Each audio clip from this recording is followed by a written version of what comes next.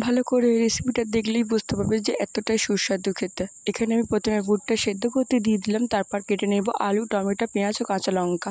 তারপরে একটা গ্যাসেতে কড়া বসিয়ে সামান্য তেল দিয়ে দেবেন। তেলটা গরম হয়ে গেলে চিনি দিয়ে দেবো। চিনি দিয়ে আমরা লবঙ্গ, দারুচিনি, এলাচ দিয়ে পেঁয়াজ দিয়ে দেবো।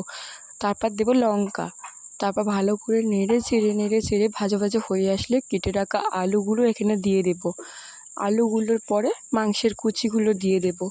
ভালো করে মিক্সড করে নেব আমরা নেড়ে চেড়ে। তো দেখো তেল ছেড়ে আসলে আমরা এবার দেবো লবণ। তারপর দিয়ে দেবো আমরা টমেটো কুচি।